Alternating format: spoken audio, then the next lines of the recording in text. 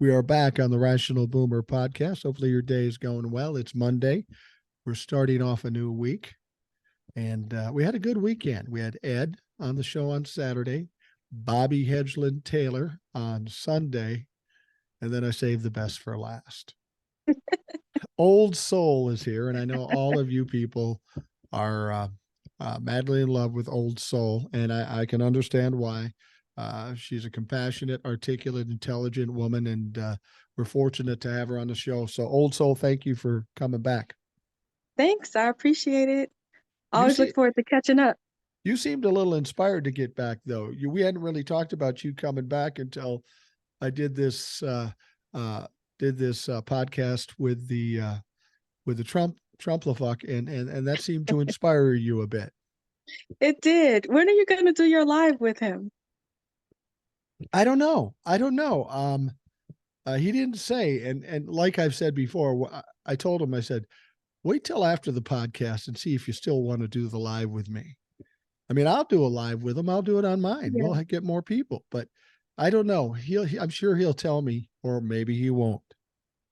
But I don't know. I was thinking, you're not on TikTok, are you? No, I'm not on TikTok. You know what I was thinking we should do? I will download the app for the live. So whenever you're going to do the live, make sure you say something. I'll download the app for that. I was thinking of something better than that. I'm starting to get more followers on YouTube. How about if you and I do a live on YouTube? Yeah, anytime. I'm ready. Yeah. I think people would love that. So let's. I'll figure out how to do it. I'll let you know, and we'll go ahead and do that.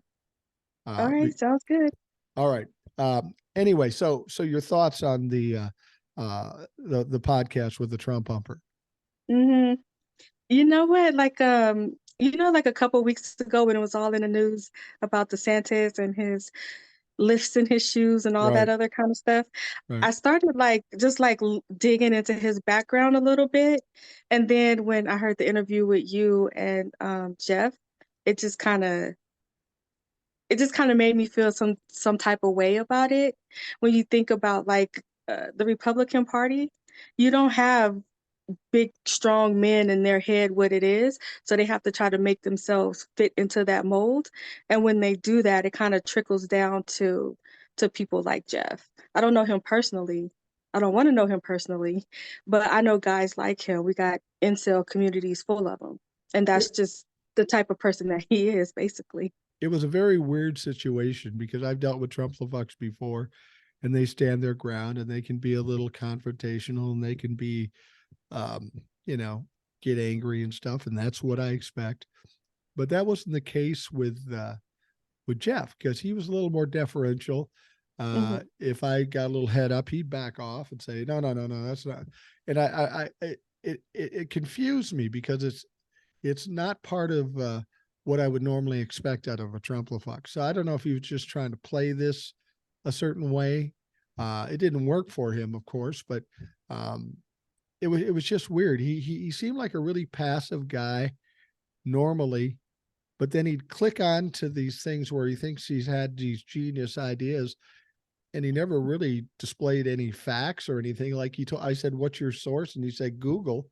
I go, yeah, that's not a source. So, well, I noticed that when he eased up, he was easing up when it was coming to his talking point, or he couldn't quite squeeze that talking point in. And so then he'd be like, okay, no, you talk. So it's like when his talking point wouldn't fit in, then he would back up and let you talk because he couldn't go past that talking point. So I noticed that with him. And it's no facts. And another thing I noticed with it is when you were talking about your sources and where do you find information from, when you see something or you read something and you do your research, you're trying to see what evidence or what facts you can find to support what it is that you've read.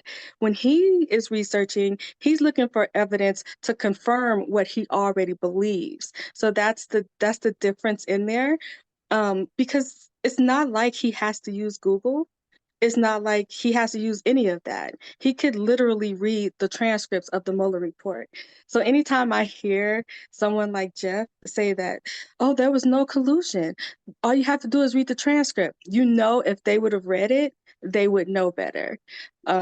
Same thing with the court cases, the when anytime Jack Smith filed for, his information, he says, hey, read the indictment, Right. read the indictment. And all you have to do is read the indictment. The First Amendment thing doesn't hold water, because on the second paragraph, he can lie about the election. He could say this, he can say that. But what he can't do is incite and do the things that he's charged with.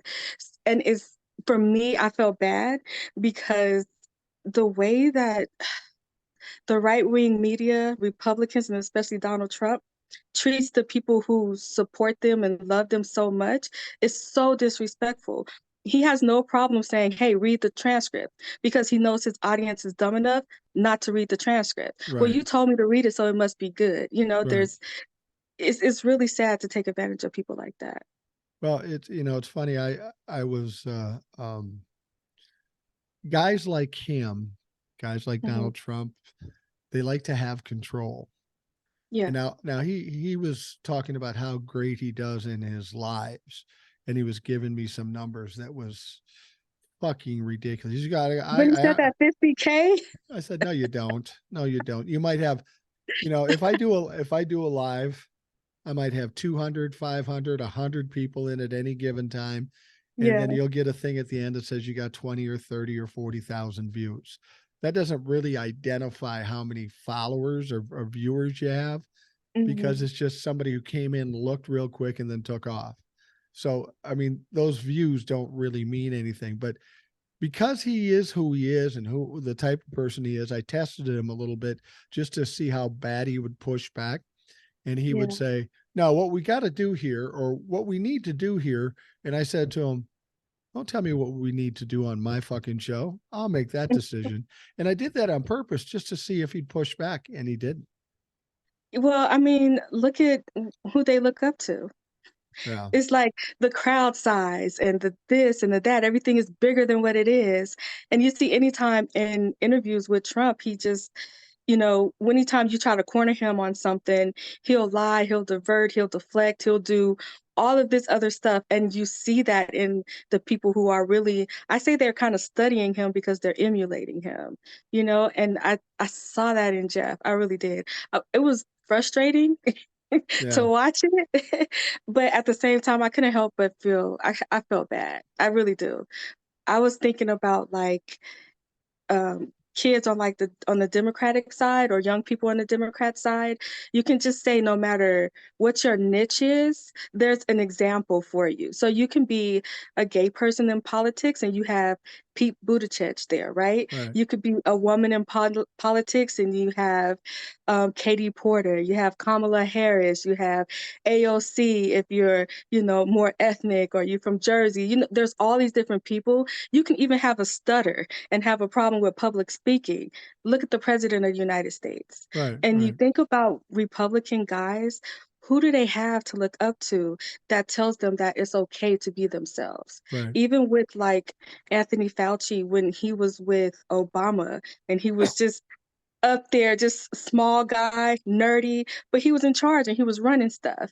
And these think about all these little kids at home that are nerds with their little chemistry sets, and they really love science and bugs and all this weird stuff that I would never like to do. But then when you can look on a national stage and see somebody like Dr. Fauci, you kind of feel like it's okay with yourself. You can see where you can go with this, versus if you are growing up in a Republican household and they're demonizing someone like Dr. Fauci, and they're making his education minimized, and it's just taking away your children thinking possibilities what they can't be. And it seems like they just chip away at that all the time. And so when I see people like Jeff, I see that he's been chipped away so much. Yeah. There's no, it's so sad. It really is. When I get past the frustration part, it really is sad to see someone without a single thought in their own head. That is so sad to me. The hardest part of doing an interview like that for me was, when I used to play sports and stuff, I was a pretty low key guy. But when I played sports, I had a little flip a little switch, and just be an animal playing football or whatever. And I didn't care who was in front of me. I would try my hardest. But as I sit here with Jeff or some of the previous ones, I'm looking at them, and I'm seeing them stutter and stammer. And I'm thinking to myself, I could bury this guy. Yeah. But there's a certain compassion where I don't want to crush this guy forever. I just want to point out that he's wrong. And it's hard because these people put so much value in their image. Once you take away their image, they are pretty much destroyed. And that's why I say this lawsuit with Donald Trump in New York is huge, because it takes away everything he identifies himself with: money, power, property, all that stuff. And I look at somebody like Jeff and I go, God damn it. I mean, people said to me, you kind of eased up in the second half. And I did specifically. I went to him, I said, listen, I came pretty hard at you this first half. Why don't we pull it back a little bit and slow it down? And I did it for two reasons, because I just thought me pounding on this guy for an hour straight is not entertaining. I could do it, but secondly, because of this voice thing and the coughing and all that stuff, as I'm pounding out this stuff, I'm causing myself more to cough. So I need to back off of it. And he seemed more comfortable. And like you said, he almost was even agreeable eventually Yeah. when I let him off the hook a little bit. Yeah. Anytime you get them out of their bubble and they are allowed to just, you talk to them one-on-one like they're human, because, the last thing Republicans want them to do is talk to a progressive or a Democrat or an independent. They want them in their bubbles, get in that same echo chamber. But once you get them outside of that, and they're not looking at you as a baby killer or a pedophile or destroying the government or whatever, once they can talk to you one-on-one as a human, you can have a decent conversation. But you have to remove them from that bubble first. And I think that you were able to kind of like get him out of that a little bit. And it's kind of funny what you said about the Trump trial in New York, the Lawsuit. lawsuit, because I was feeling frustrated until you started telling him that. And when you said that, all of his stuff is going to be gone, his money, his power, he's not going to have anything. They're going to take everything from him. Once you said that, it threw him off of his game a little bit. I don't know if you noticed, but he kind of like stammered. He set back a little bit, and he was kind of like taking that in, because just like Trump can't imagine himself without those things, his supporters can't imagine him without those things No. either. That was kind of like a reality check for him that I don't think that he's ready to confront yet. Well, they're used to being in control Yeah, and talking and talking and talking. Once they're made to listen, if they're hear something they can't respond to, they're yeah, screwed. yeah. And the image of Trump is, like we have pictures of Joe Biden on the beach. Like it's never good to see an 80-year-old on the beach without his shirt No. on, but Joe Biden is confident. Like, I'm on the beach, I'm not coming to the beach with a suit. You know what I mean? Yeah. Um, you would never see Trump without a shirt on. He's not that confident. He never will be. But even pictures of him like on the golf cart when he's sitting there, he got his three bellies hanging over his pants, and he don't have the orange on and all that stuff. That's Trump. That's what he looks like. But anytime his supporters draw a picture of him, he's tall, broad shoulders, muscles. He has this image in their head that they've made up. And so Right. once you strip him of that money and that power and all that other stuff, what is he at the end of the day? He's just some old 77-year-old who likes to eat cheeseburgers. He just Right. and a bit of a jerk too. And I don't think they want to confront that when it comes to him. And I think you telling him that he's not going to have those things anymore, it kind of like hurt that image of Trump that he had in his head. And that's Uh, what threw him off. I'll give you a psychological trick that I've used for a long time, and I used on him on that. When you're in a confrontation with somebody and you're really going at somebody, Mm. and you're winning, they got nothing to say, and you go at them hard. When you're done or take a break, what you Yeah, do after that, what they expect you to do is to come back hard again. I'm gonna get my ass kicked.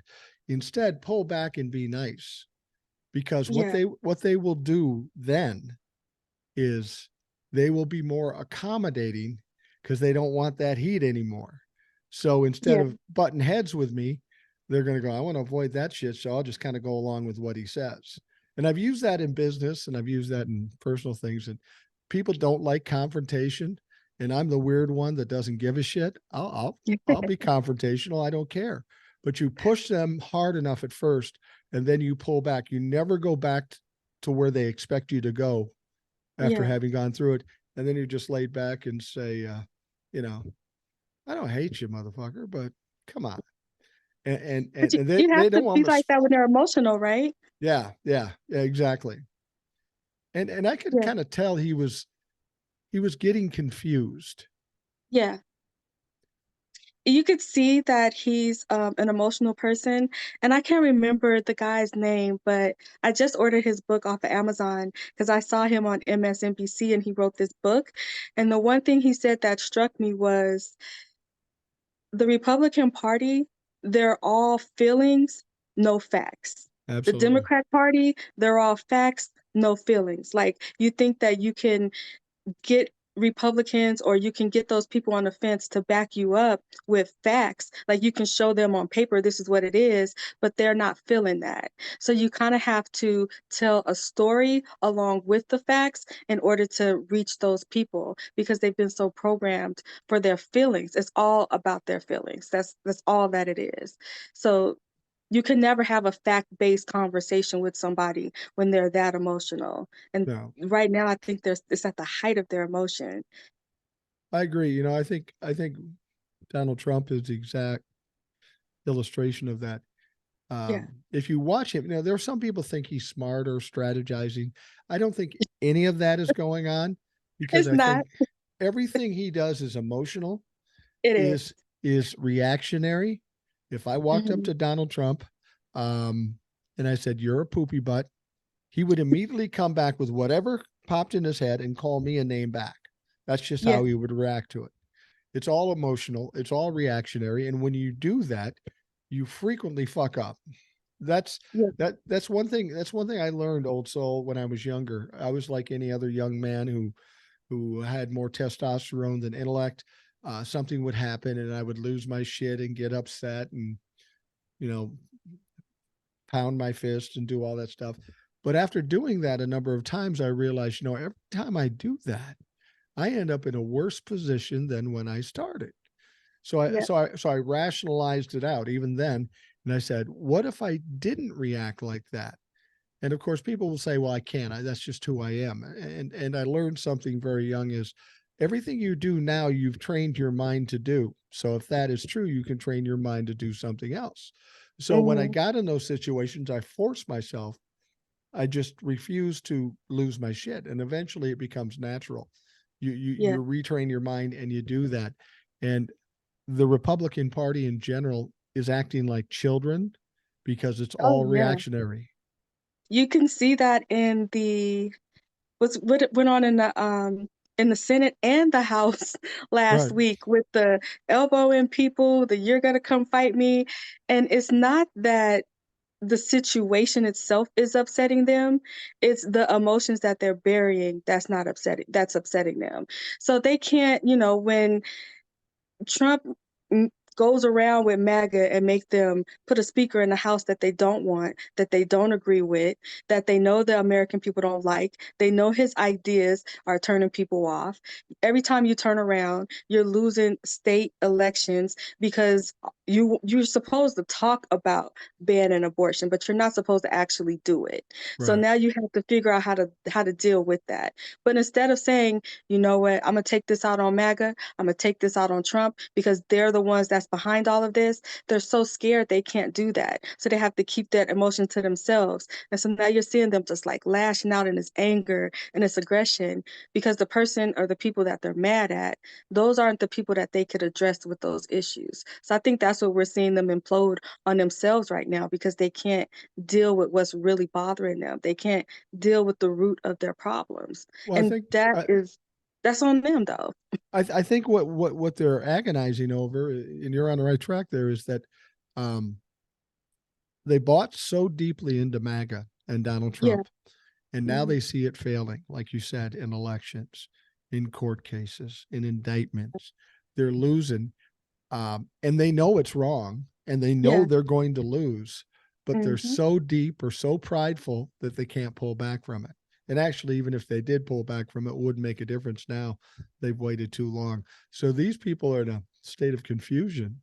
They know they're Yeah. doing the wrong shit, but they're just sticking to it because they don't think they can do anything else. And they're probably right. I think that I don't want to say they underestimated Trump to make it seem like he's bigger than what he is, but I really do think that they looked at him as kind of like somebody that they can control. They can have him push through their judges and um, their politics. They can push that through using Trump, but the mistake that they made was controlling him.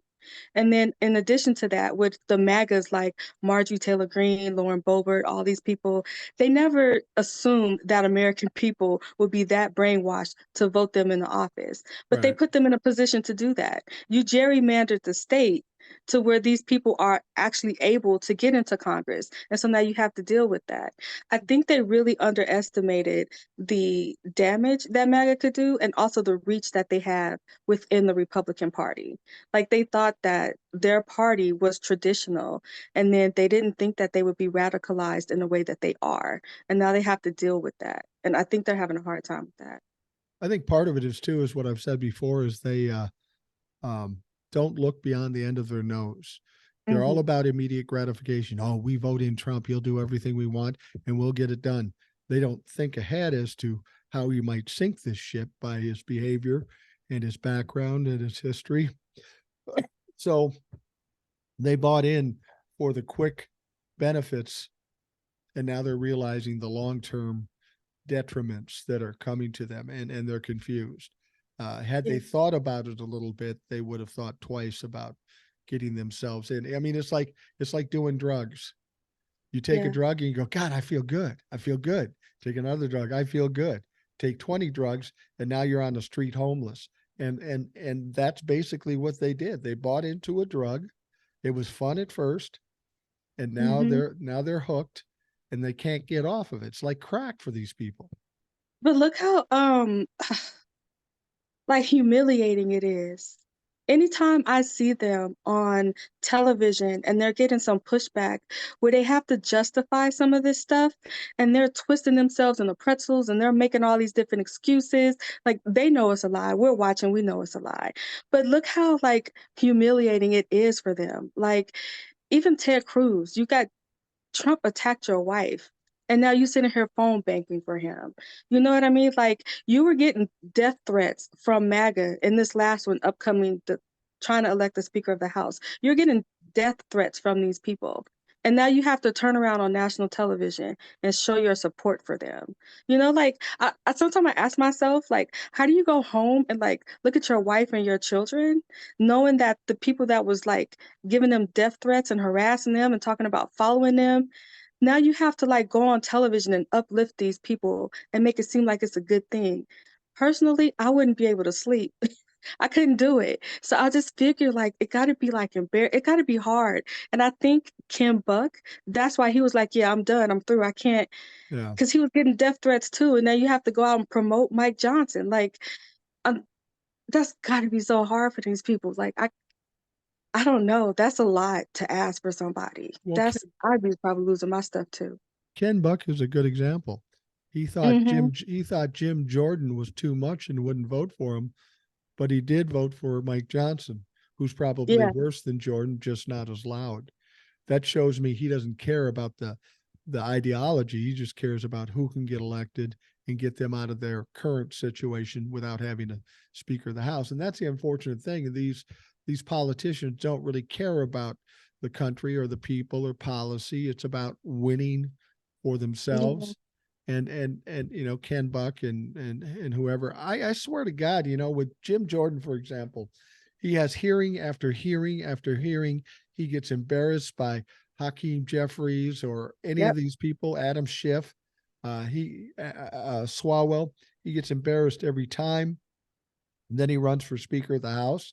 He doesn't win the first time. He loses worse the second time, and he decides to go the third time. I kiddingly said, I think Jim Jordan's got a humiliation kink going on here, because I don't know what the fuck would possess you to do that. Well, I think some of them, they don't have shame. No, Marjorie Taylor Greene was just embarrassed on television the other day by the FBI agent. He's like, I'm not on Twitter like that. Like, I don't know what you posted. And then he's like, I don't work for the DOJ. Like, he made her look so stupid and so small, and she just kept right on going with it. it So doesn't it's phase them. yeah, certain people, I don't think that they're capable of shame or embarrassment because they know that they can take the clip of her asking the questions and she can post it and put it on her social media page and leave the other part of the conversation out. So she knows she can do that. She's not feeling that embarrassment because those of us who know who she is, we can watch the whole thing. We already know who she is. It doesn't make a difference. It's just to the base that she's performing for. And you know, a lot of this is performance because behind closed doors, those votes are completely different than Yep. they are when they're on the House floor. So it's performance. I think those who do feel the shame and embarrassment, Mitt Romney, Kim Buck, there's like other people that's dropping out. They feel that shame, they feel that embarrassment. So they're done with it. But the ones that's left, the MAGAs, the Matt Gates and all them, they don't feel ashamed or embarrassed at all.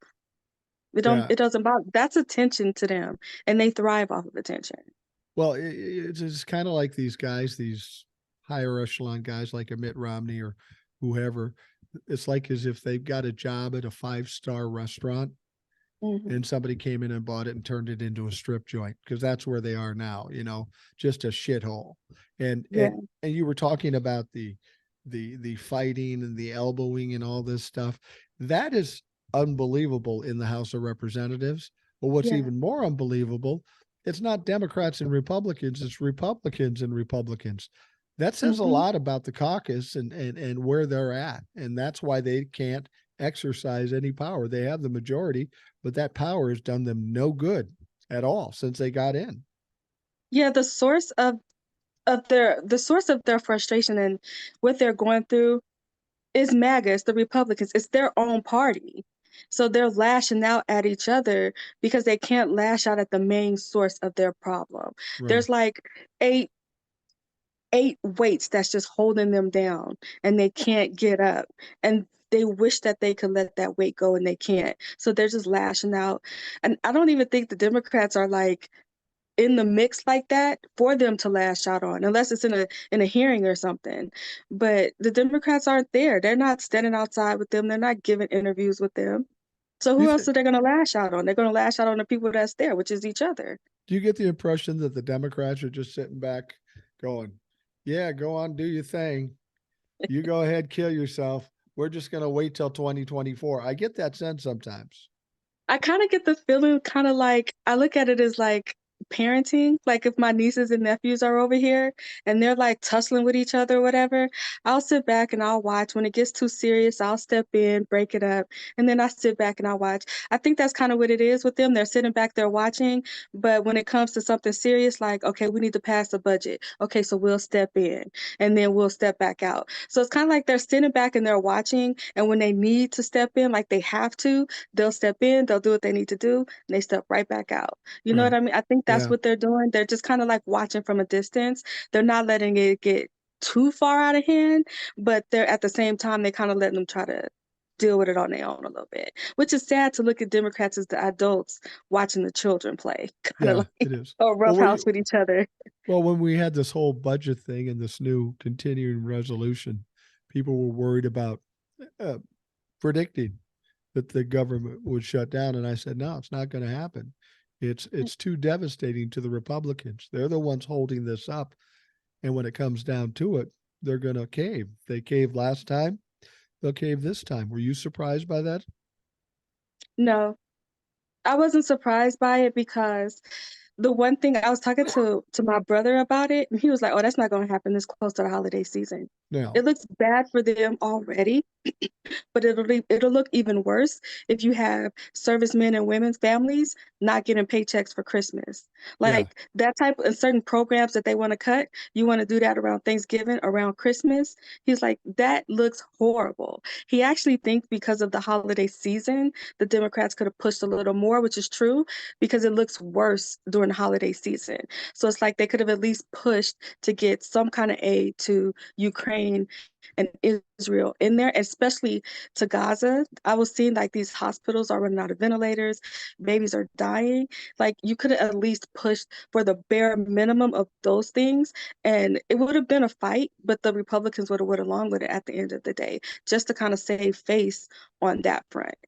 Do you think the Democrats aren't strong enough in the current situation? Of course, in the House they don't have the majority, but the only thing that gets passed is with the Democrats' help.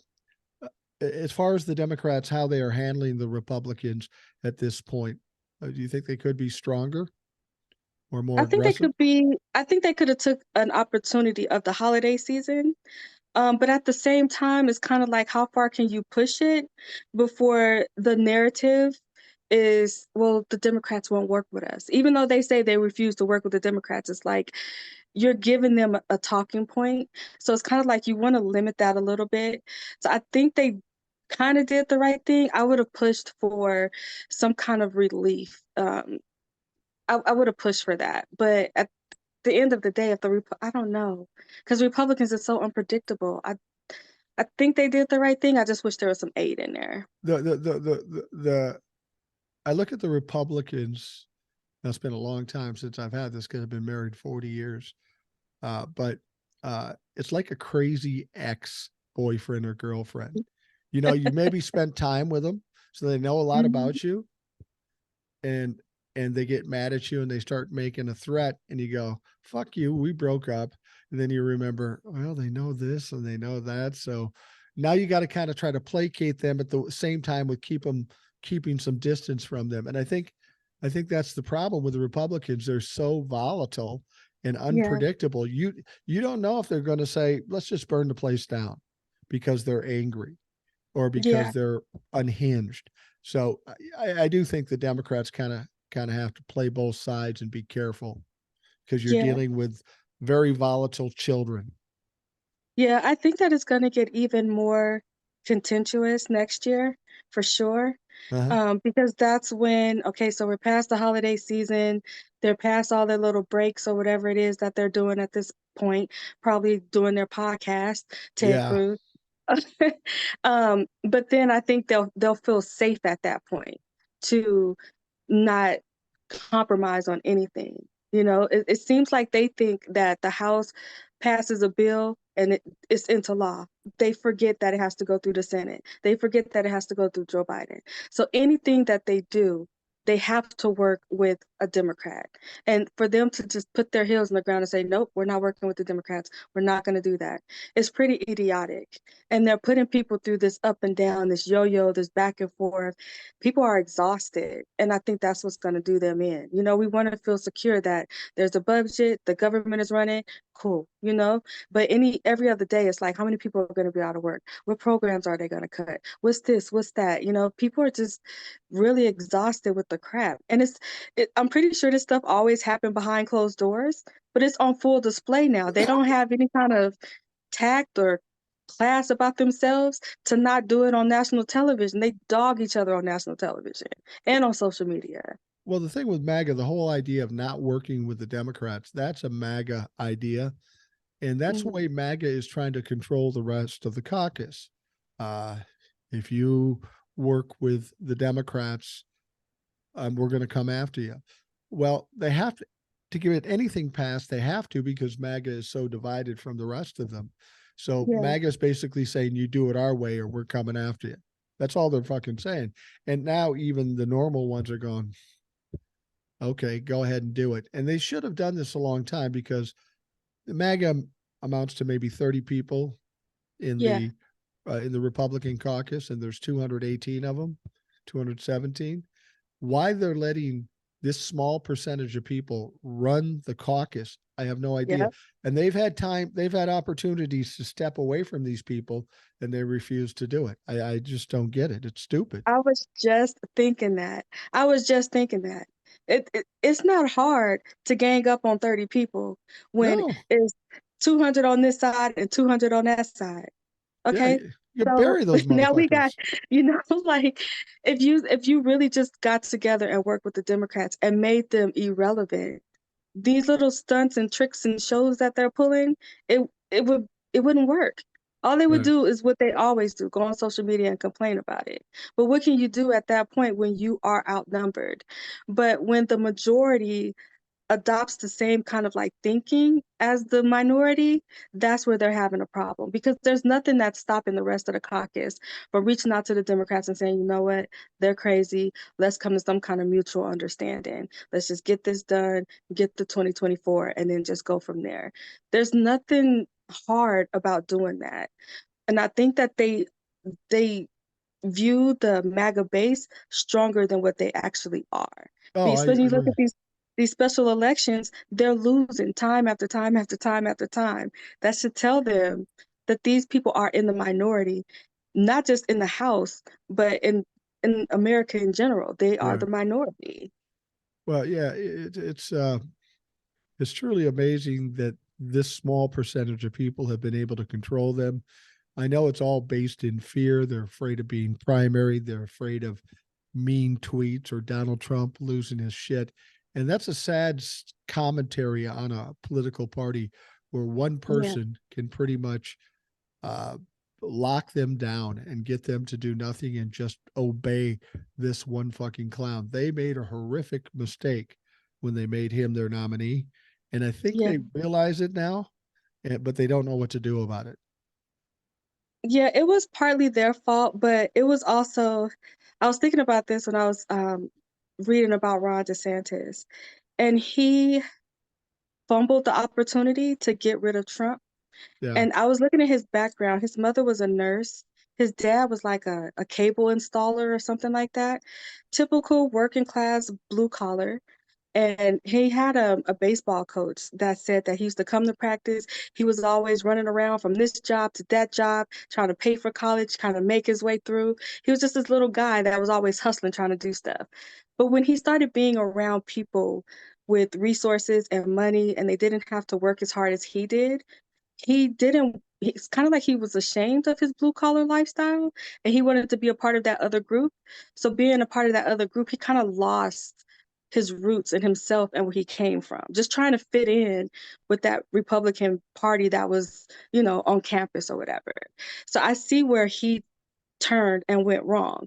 And I Right. just kind of think if he would have stayed on that path and just been his authentic self, he could have been okay in the Republican Party. He could have just said, I'm a short guy, I'm a little pudgy or whatever, but I'm educated. My wife is hot. My house is paid for. I got some good kids, and I'm running one of the biggest states in America. He could have said that. And he could have done that, but he was trying so hard to fit into this little mold. And people saw right through the facade because that's not who he is. It's, And I it's was just, if he could have just been himself, it's, Trump would have been obsolete because they were all on board with DeSantis oh yeah. until we saw through his crap. And I just feel like if he would have just been himself, he would have been more dangerous than Trump, but they wouldn't have to deal with Trump. He'd be younger than Biden. He's more, outspoken than Biden. He could have even been awkward. He could have said, "Yeah, I'm kind of awkward." And there's a lot of people that could relate to that.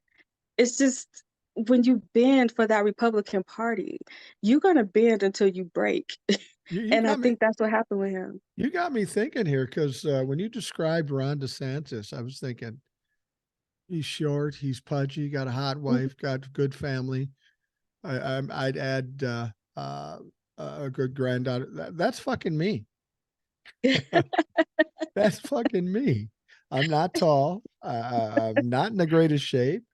My wife is great. My kids are great, and my granddaughter's probably the greatest human who's ever been born. So Yeah, I should but be you said fucking people proud. can relate to that, right? Yeah. No. Yeah. Yeah. Yeah, Absolutely. if you would have just like kept the lift out of your shoes and stopped being a jerk and just been like, hey, I am blue collar. I know what this is like. I don't fit this weird idea of what a strong man that you guys have. And there's so many like guys like Jeff, other guys in the incel community who feel like outcasts. They don't fit in. They're just looking for something. They could have saw themselves in DeSantis. They could have. Yeah. And instead of him just feeling comfortable with himself, he tried to be something that he's not to fit into the Republican Party. and it just didn't work because it's not authentic. We saw through it, they saw through it, and I'm just like, that was such an opportunity for him, and he blew it. And the only thing Ron DeSantis had to do was just be himself. Yeah. It's and he's awkward as fuck. But hey, you got to be happy that we finally met Tim Scott's girlfriend. Wow. Wow. That is not his girlfriend. That man's got some game. That's not his girlfriend. I remember, I don't know if we were recording or if this was like outside of the recording. I was like, whoever he brings as his girlfriend, he needs to be really careful when he picks her. I Yeah. said it, I just knew it. I'm like, if Tim Scott would have knew me, that's not who his girlfriend would have been. No. Because it would be okay. Well, he couldn't have came up there with a dark skinned sister. That wasn't gonna happen. He could have either came up there with someone who is biracial. And if he was to choose a white woman, she had to be average looking, or she had to be somebody that other white guys don't want. So he could have came up there with a Sarah Huckabee Sanders or Ooh. somebody like that, and it would have been okay. But when he came up there with the woman that he did, nobody believed it. Nobody believed it. And even if it was true, he would have got knocked down for that. They wouldn't have accepted that. They just wouldn't have. Half of your party is racist. They're not going to accept this black guy up there, a dark skinned black guy up there for that. With a hot, nice looking white woman, they wasn't supposed to go for that. Well, and the thing is, if you're Why Tim do you Scott, do it? prove he wasn't gay. But Well, like I said, okay, now you think they don't believe you're gay, but you're in a racist party. Don't bring yeah. a white woman. Don't bring a white woman up there, and don't bring an attractive white woman up there. I think he could have got away with just like a regular soccer mom type of woman. He could have gotten away with that. But the woman, like, why did you go above and beyond? It's kind of like if I was a kid and I was trying to force my parents' signature, and the teacher's gonna look at me like, "What is this? Your mom don't sign in Crayolas." Like, Yeah. it was too much. Like, why did you go so over the top with it? But you know who would go over the top with it? A Oh, gay guy. well, yeah. Yeah. Like he was so extra with that. Yeah. He was a little. And we will talk about another gay guy in George Santos, but we're going to take a quick break and we will be right back.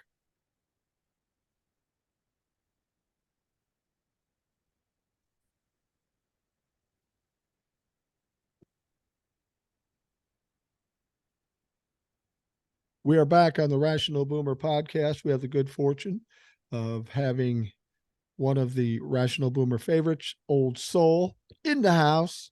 And Yeah. she's always giving us some great insights, always great to listen to. The biggest problem I have is when you're on the show, I need to learn to shut up more because I think people are more excited to hear you talk than me. And that's fine. I think I agree with them. I agree with them completely. You wanted to bring up this story, and I haven't really talked about it much, but you have some insight. So I think it's a good thing. With this Nancy Pelosi's husband, he was attacked, and now Yeah. this guy was in court.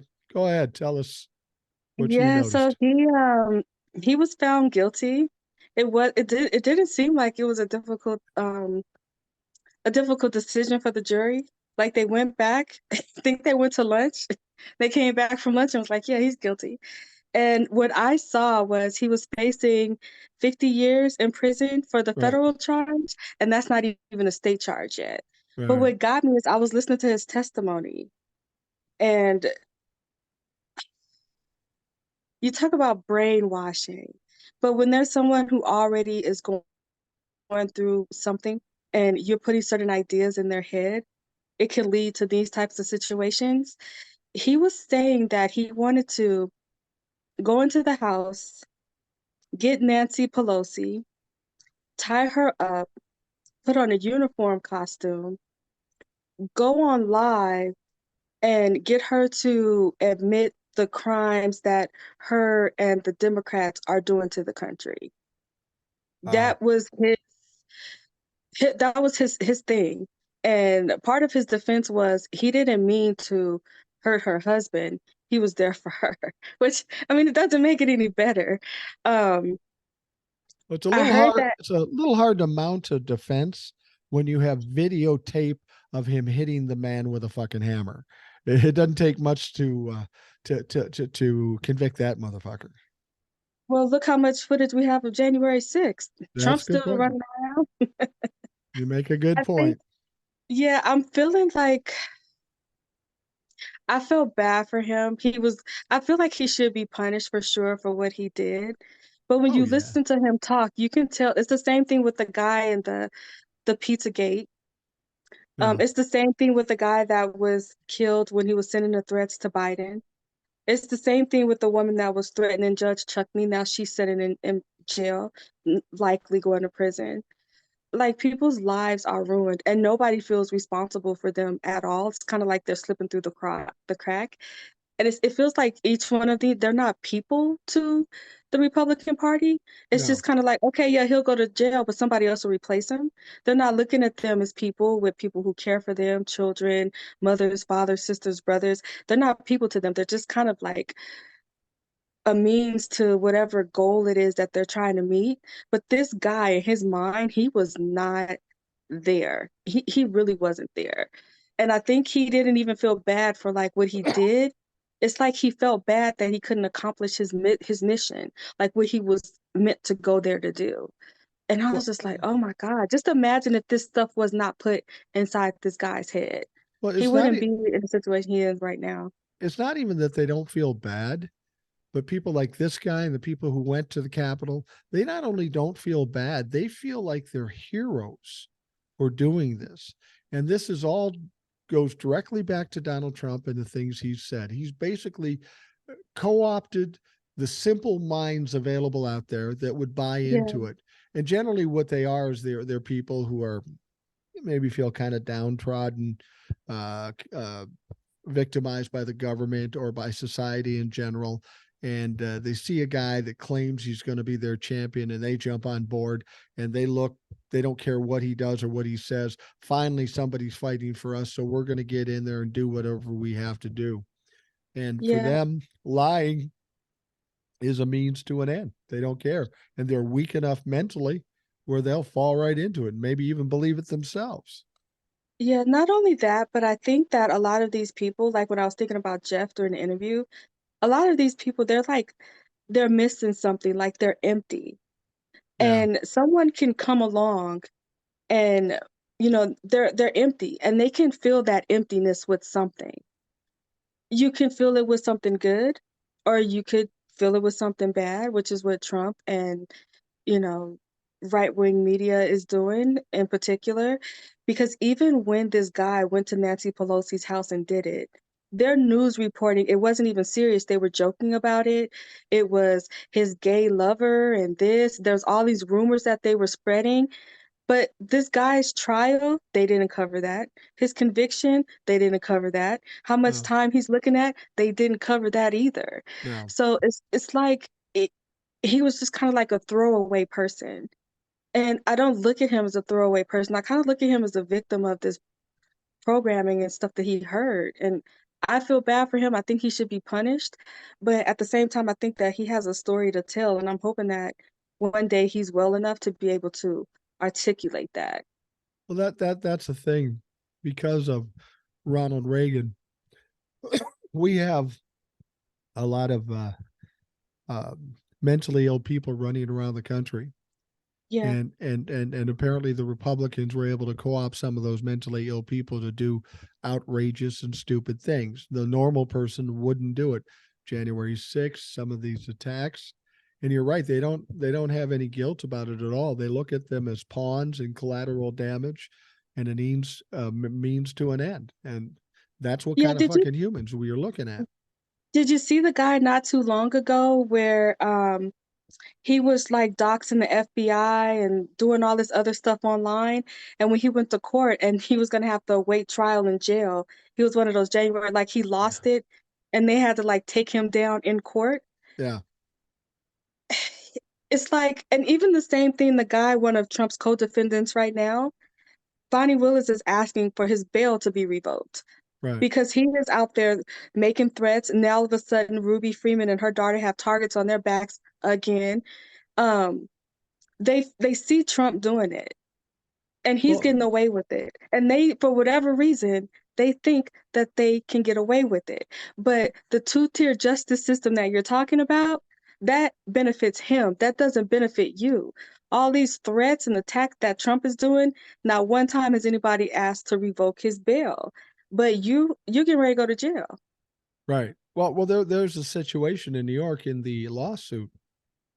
We know Judge Engeron put in a gag order, and Oh yeah. it was largely put in because of Donald Trump attacking his law clerk.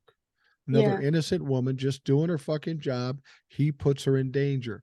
And Yeah. Engeron gets a little triggered by that, and that's where the gag order came from. But Mhm. now he's appealing that gag order, and now there's a stay on that gag order. And the moment that stay went on the gag order, what does he do? He goes out and he rips the judge and the law clerk like the judge told him not to do. Yeah. There's got to be a point where he's held accountable, where he can no longer put people in danger in this country. Yes, he's the former president. Maybe he's famous. Maybe he's rich, but it doesn't fucking matter. They ultimately Yeah. have to do something. And I'm tired of the judicial system seemingly to be toothless when it comes to Donald Trump. Yeah. Even his appeals, um, I'm trying to wrap my mind around that. I'm not bragging, but I'm from the hood, so I know plenty of criminals, right? And they don't get the benefit of, well, while your appeal is going through, you can do whatever you want. It Right, doesn't work right. like that. No, Typically, if the judge says there's a gag order and you appeal it, well, that gag order is in place unless a higher court says, no, that was wrong, we can overturn it. But you don't say, okay, so while you're appealing it, you get to just run around and do whatever the heck you want.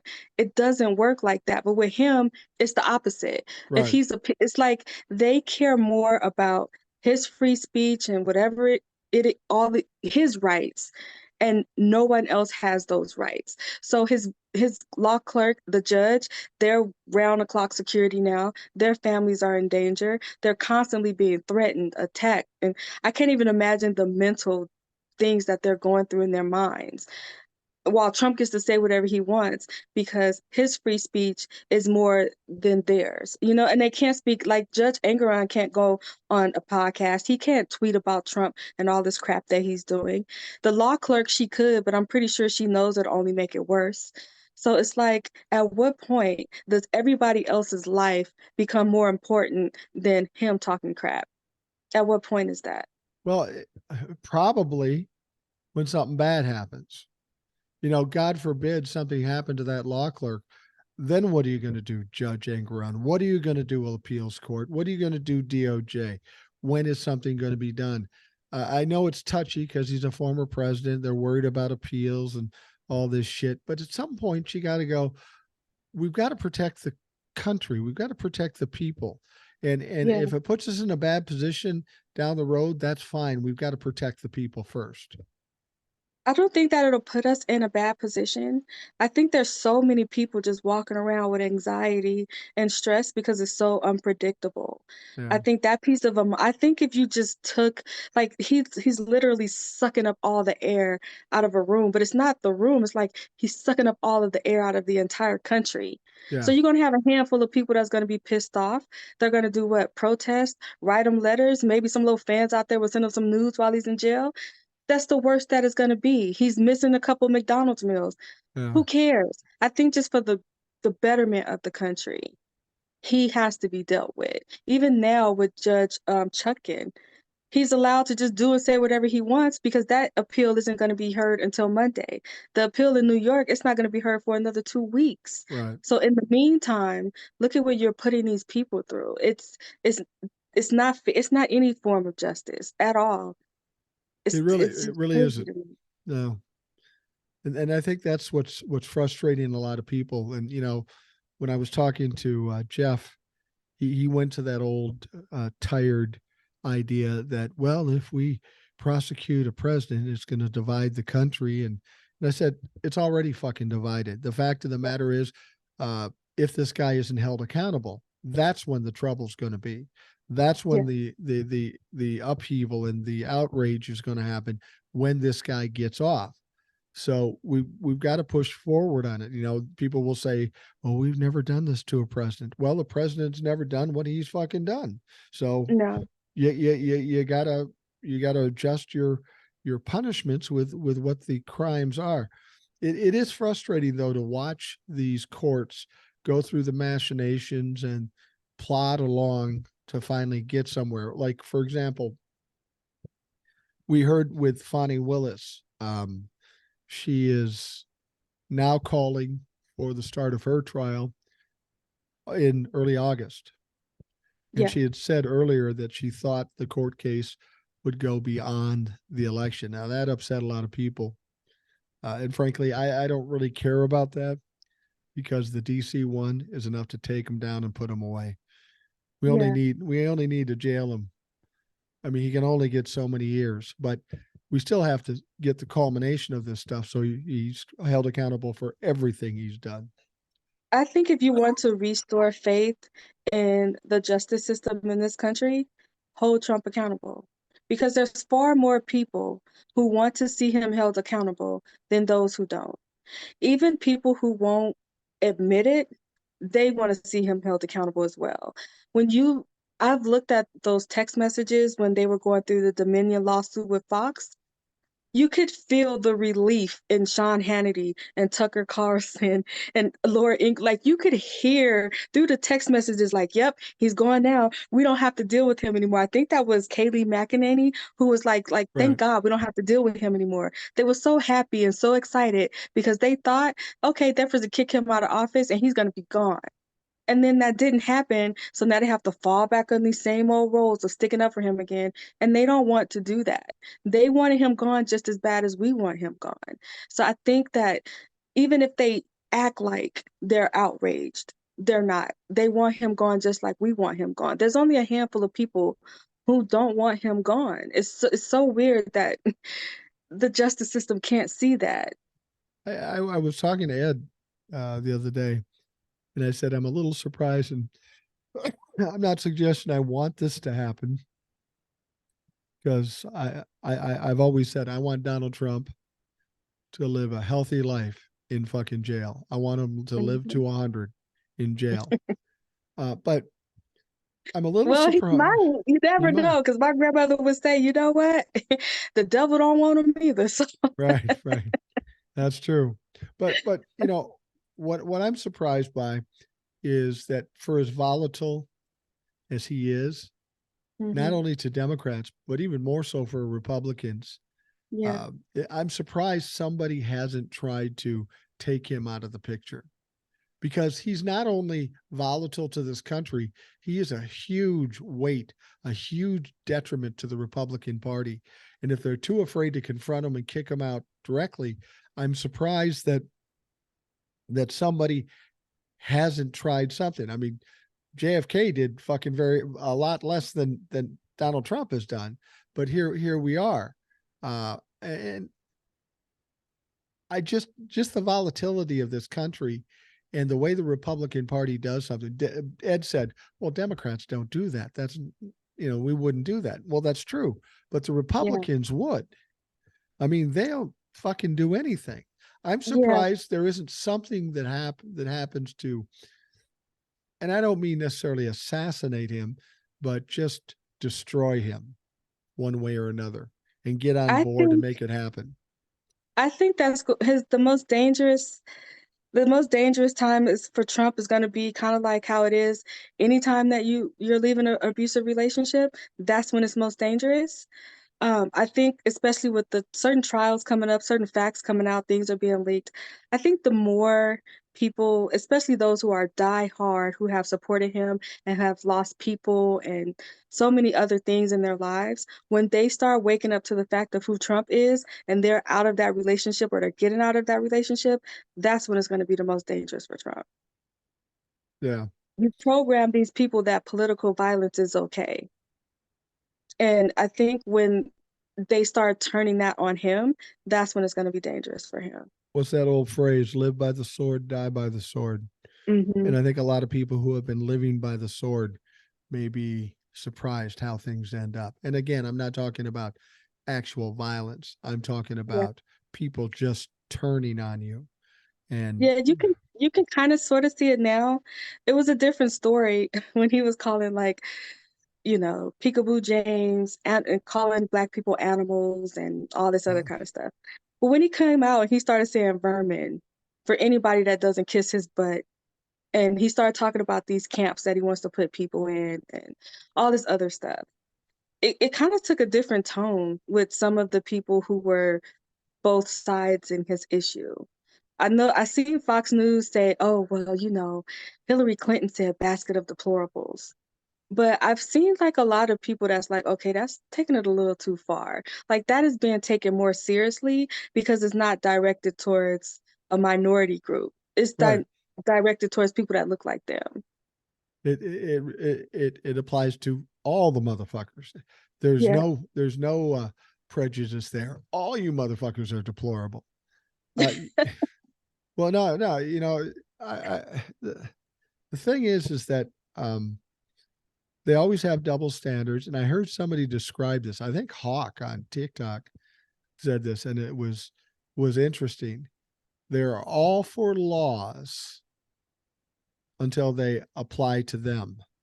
Yeah. They want and they want the Democrats um, to be at risk of all the I don't I can't, I'm not even going to try to do it, but it was basically how it's opposite. Republicans want laws, but they don't want them to affect them. They want all laws to affect um, the Democrats, and they want the protections from the very laws that they want to inflict on the Democrats. It's a silly, childish thing, and how people can't grasp it. I'm not exactly sure. Is hmm, Well, I look at it as if the Republican Party had the same standards for themselves and their party and their leaders that they have for Democrats, they would be okay. The yeah, standard that they have for Trump is completely different than the standard that they have for Joe Biden. So Trump, he can go online, he can rage tweet all caps and do all this weird stuff. Let Joe Biden do that. They yeah. don't expect that from him because there's a standard there. Some of it is fake outrage, but seriously, there's a standard there. They don't expect for AOC to go into a committee hearing and act like Marjorie Taylor Greene. Why? Because she's held to a higher standard. You know what I mean? So it's kind of like if they held themselves to those same standards and expectations that they have for us, they would expect better for themselves. They expect themselves to hit low below the belt. They don't expect for their senators to be knowledgeable, to have education, to know what they're talking about. Certain things they just don't expect from themselves, but they really need that in a Democrat. And that is, I think we'd be better off if they had those same expectations. Me, I would never just expect for somebody else to hold them to a higher standard than I hold myself. But that seems to be them. There's different standards for the Democrats than they have for themselves. If they would elevate themselves to another standard, they would be okay. Yeah, you're not going to see AOC go up to Lauren Boebert, call her a little bitch, and elbow her in the kidney. That's probably not going to Mm-mm. happen. I would pay to see it, but it's not going to happen. Right. Let me ask you a question. I keep hearing this, with the whole Israel Hamas thing. Okay. I try to Hmm. stay out of it because no matter what side you pick, you're in fucking trouble. And I don't know Yeah. enough about it to make an intelligent. Uh, uh, I can't speak intelligently about it because I don't know. Both sides have issues, and that's beside the point. But Jeff said it when we talked. Yes, the other day. He said, um, "Yeah, you guys really have a problem. Young people are really divided on this Iran or Israel. Well, Iran's behind Hamas, but Israel Hamas thing that could be trouble for Joe Biden." And I said, and I've thought about this too. I said, "Are you telling me the millennials and Gen Zs are more triggered by where Joe Biden stands in the Israel Hamas war than they are about abortion, about gun laws, about corruption, about overthrowing our government?" I find that hard to believe. This sounds like more bullshit messaging from the Republican Party. Oh, it's real bad. I don't think it's that bad. I mean, I know we're It's having protests, but these are Palestinian folks that are protesting. I get that. But all of millennials and Gen Zs are going to go to a traitor and a treasonist instead of Joe Biden. That makes no sense. it is BS. And those with the strongest opinions on the left, it's like those are the ones that they elevate and use as an example, even though that's not the majority. And I think like when I think about like, are you okay? I'm good.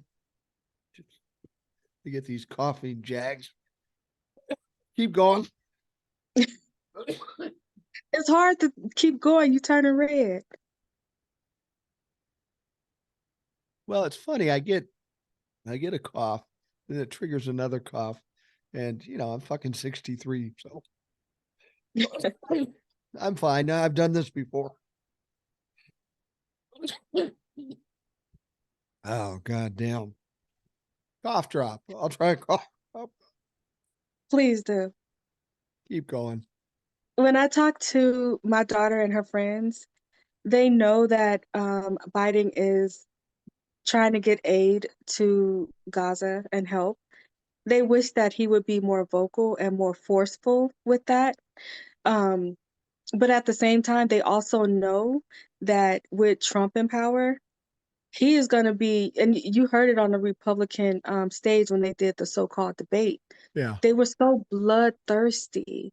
They were saying things like, I think even Trump was the one that said it, for every drop of Israeli blood that's spilled, there's going to be a bucket of Hamas. Like it was so like barbaric. You know So what I mean? And Mussolini like. yeah, and they see that. They see that. They know like Joe Biden, he needs to be more forceful with it. But at the same time, they also know you put Trump in power, Hamas is going to be able, I'm sorry, Israel is going to be able to go over there and Bibi is going to be able to kill any and everybody that he wants to with no restraints. Right. Because they've already made that clear. Any bullet, ammunition, weapons, tanks, anything that Israel needs, they can do that. And they also are aware that that population is 50% 17 and under, a lot of them being like young babies. So they're not going to allow somebody to just go over there and commit genocide, basically, versus somebody who could be a little bit more strong with his wording. You think that's the big It deal? doesn't make sense. Think that's the big deal with Biden? If he would come out stronger and more assertive, people might have a different perception of him. I understand why he doesn't, Well, because he's so you have old to. school. Yeah, but at the same time, you have to be diplomatic when it comes to our allies. There you have to be that way. It's the same reason why we don't remove ourselves from NATO, because we can't be isolated and sitting here in America by ourselves with no friends. Right. Or if we put Trump in power and the only person that wants to talk to us is Russia. But when we're sitting here by ourselves and we're sitting ducks, guess who's going to turn and attack us? That's going to be Russia. And we can't call on allies at that point. So the reason for us having allies is so that they're not alone. But at the same time, when they're doing something wrong, you have to point that out to them. Yeah. But anybody who has a friend that they're like, oh, do I look fat in these jeans? That's a little touchy subject. You kind of have to be careful with how you say things to people. So I understand why he's not being so forceful about it, but at the same time, Biden doesn't tweet everything. He doesn't Right. announce everything online. So the conversations that's going on behind closed doors, and even when they got Israel to let people in, we didn't know that was going on until it happened. There Right. were certain things that we didn't know was going to happen until it happened, because he's not out here telling all his business like that. And so I think that we'll see more progress.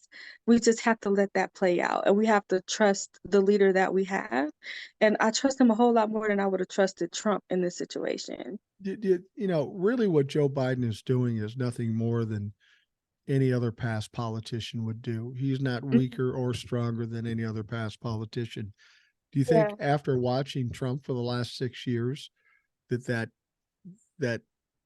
takes away from what Joe Biden's doing? Donald Trump is so outrageous, so loud, so obnoxious. It just appears as though that Joe Biden is weak in this situation.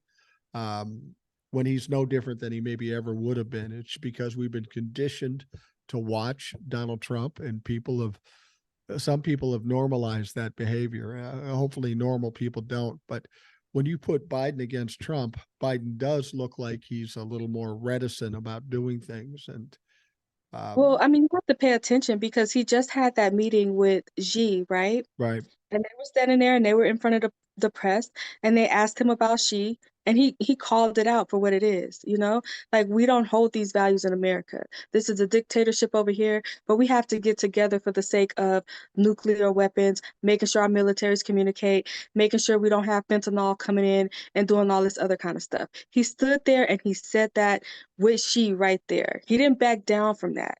When you had Trump on stage with Putin, it was, oh yeah, I believe him. I don't know what our intelligence agency is saying. He told me it's all good, so it's all good. There's a stark contrast there when you pay absolutely. attention. But the thing is, you're not being shown that. You know what I mean? It would have been nice if the news would have did a side by side of Trump and Putin versus the way Biden just handled Xi. Like he handled his business right there next to Xi. No problems whatsoever. I think that's not being shown, so people don't get to see that. There's a huge difference in what they think strength is versus what strength actually is. Well, It's it's it's not it's not being having hissy fits and tweeting and throwing tantrums. Like Trump spent his whole presidency on Twitter and Facebook. Joe Biden doesn't do that because he has a job. He's running a whole country. He's not going to be up at 2, 3 o'clock in the morning tweeting. And people are used to Trump doing that. So when they don't see something or hear something happening, they're assuming nothing is happening. But stuff are happening. But why would he put that on Twitter? Why would well, he risk lives of hostages? Why would he do that? Well, because Donald Trump would have come out, and when he was talking about North Korea, calls them little rocket man and insults the Mm, people. I think one yeah, of the things that people have to understand is when Donald Trump was in office, there wasn't much respect afforded us by international leaders. I think no, people like Xi and even Putin to a certain extent, there's some respect for who he is. He's done it for a yeah, long time. He's not going to be gaslit, hoodwinked, or manipulated. And while he doesn't come out calling people names, he is strong in his own yeah. world. But But the difference is like with Trump, he demanded and expected respect. You know what right, I mean? With Biden, I think that has been earned. The way that he is diplomatic, the way that he communicates with them without the childish behavior in there, and the strength that he has, even his presence is strength alone is, it's that strength because he's confident. Even when the president of Ukraine was here and he was in his feelings because he wasn't allowed into NATO. right, And then he went in the room, he talked to Biden, he came out, he's like, hey, everything's good, we have a plan. Biden didn't handle that on national television. He no, took him in a room, man to man, sat down, worked out a deal, the art of the deal, and he right. came out and everything was all good. So there is respect there that has been earned, and Trump demanding the respect, he thought that he earned it and he didn't. People just laughed at him behind his back and Right, sometimes to his face too. right. Well, and that's the one thing I found with Jeff. He he's bought into it. We need a strong president. And he Mm, perceives Donald Trump as a strong president. Most mm, people of any intelligence realizes all this bluster and bullshit is actually a sign of weakness, and it they don't is. understand. But they're so unsophisticated and so naive that they think he's yelling and screaming, so he's our guy. And that's the problem. We have people in this country that aren't bright enough to tell the difference between strength and bullshit. Well, within the Republican Party, that is seen as strength. You know what I True? mean? Like that bullying is seen as strength. Being a loudmouth is seen as strength, and it's not. There's nothing strong about Trump. No. 2 o'clock in the morning, in his feelings, probably sitting on his toilet, all caps, tweeting, raging, yelling. That's not strength. That's not what a real man with any type of strength or integrity would do. Attacking a woman, that does not make you a strong man. Cheating on your wives, that does not make you a strong man. Not being present in your children's lives and they all grow up screwed up and crooks and that is not what a strong man is. You have to be able to lead and have people follow you without bullying and belittling people. A strong man will not act like that under any circumstances. Wh- And I think they have that twisted. Even when women look at Trump as a strong man doesn't sexually assault women in dressing rooms. That's Right. not what a strong man would do. So it's like they're programmed to think that a strong man is pretty much a grown man having child-sized temper tantrums. And Right. that's not what it is. I think his behavior is like sixth grade level, I, if that.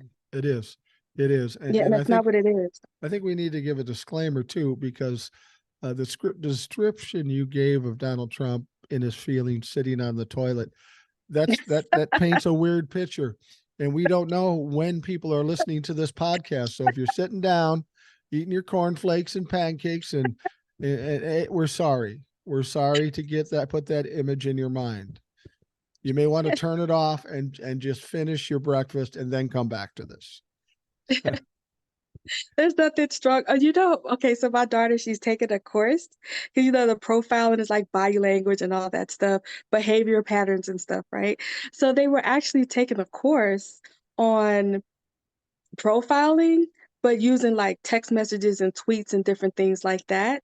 And she was kind of like breaking down some of Trump's tweets or truths or whatever he calls them.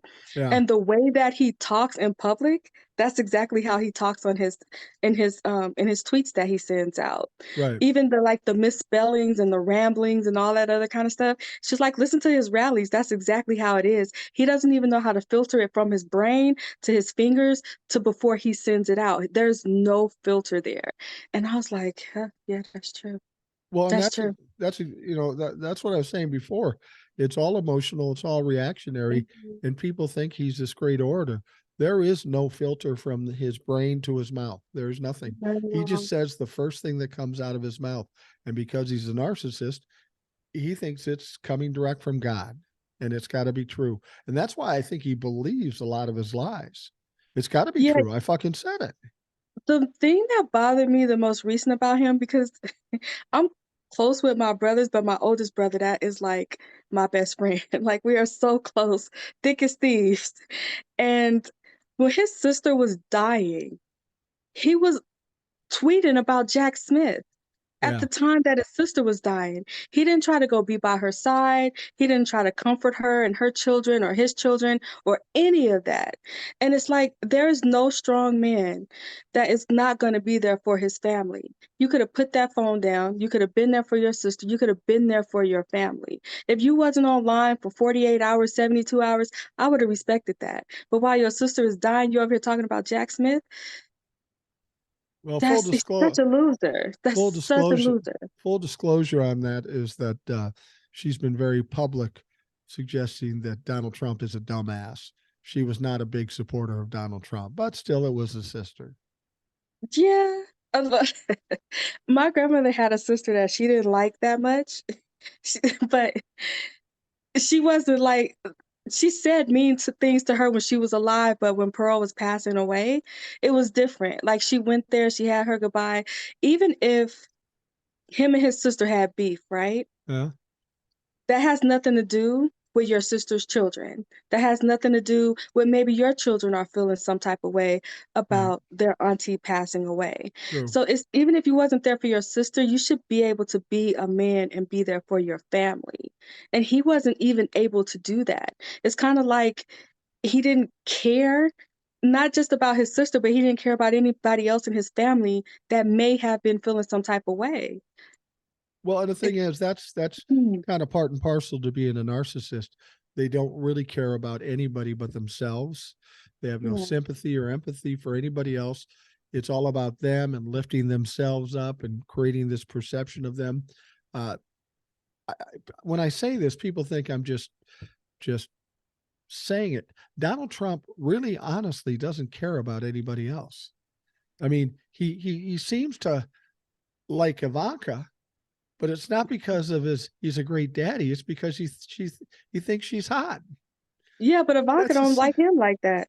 well, I know. Well, I hope not, because that would I think I won't name which sister-in-law, but one of my brother's wives, I don't care for her like that.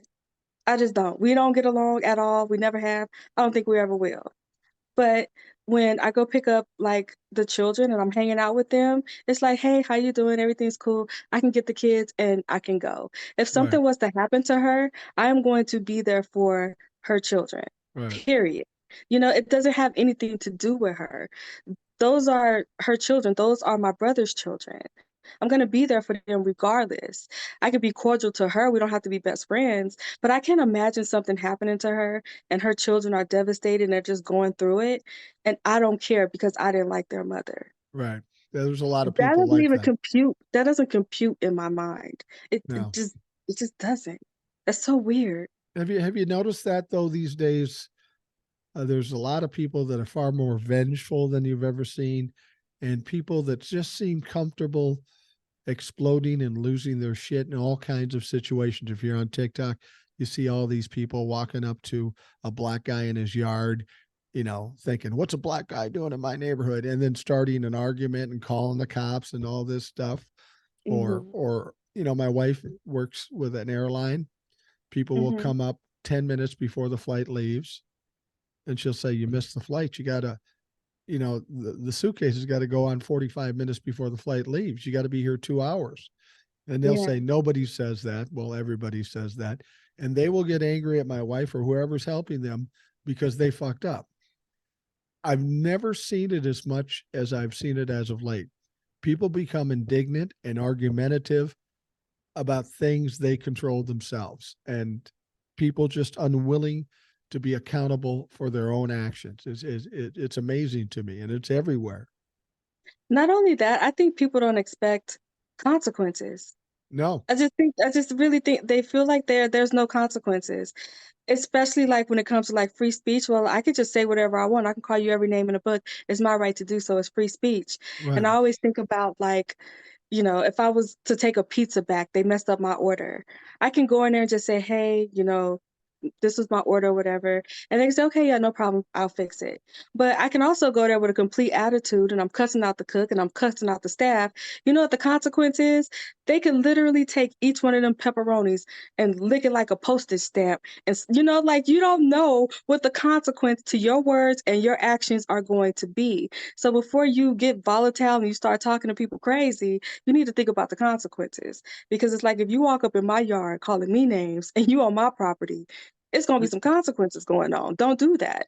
So it's Oh, kind of like people, they don't expect those consequences, but when you give it to them, it's like, I'm so shocked. There's so consequences. somebody comes up in Old Soul's yard and starts giving her shit.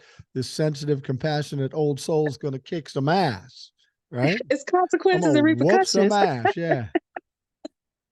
No, I know. I Yeah. know.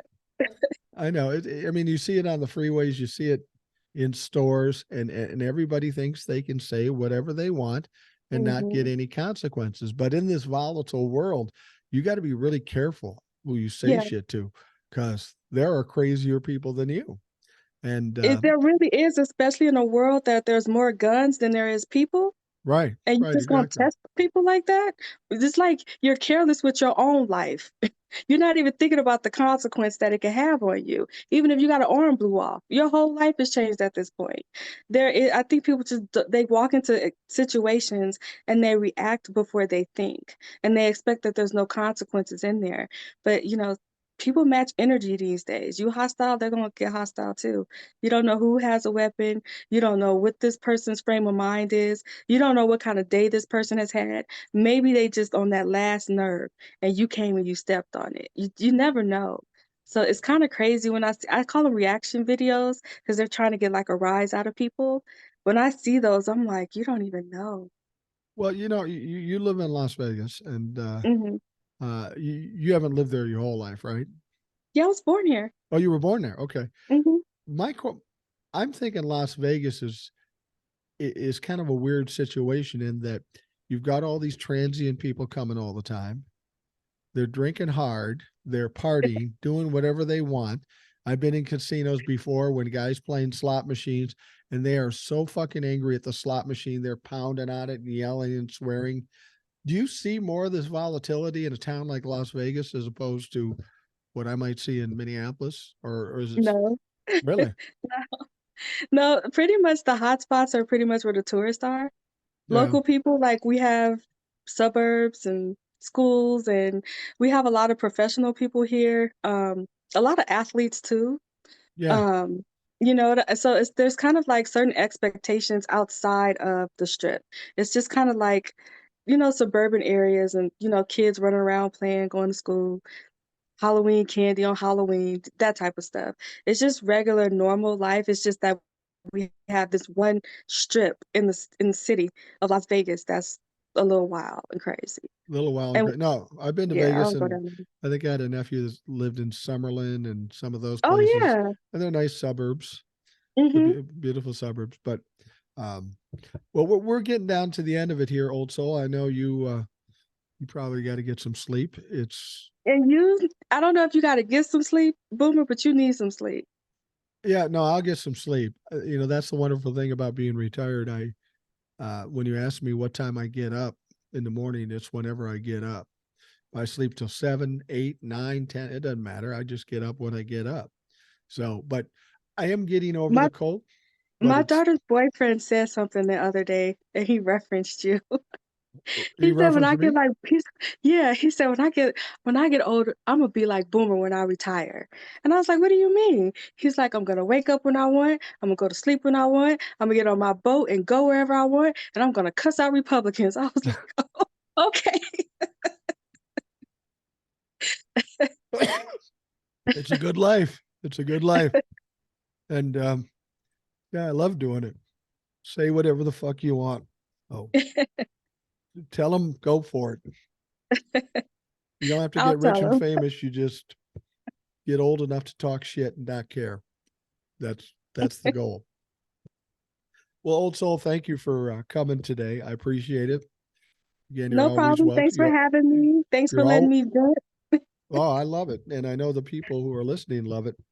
And anytime you want to come back on, like I don't know, tomorrow, you're more than welcome. Thanks. I appreciate it. All right, uh, folks listening at home, thanks for taking the time out of your day. Uh, hope you have a great day, and we will talk to you again tomorrow.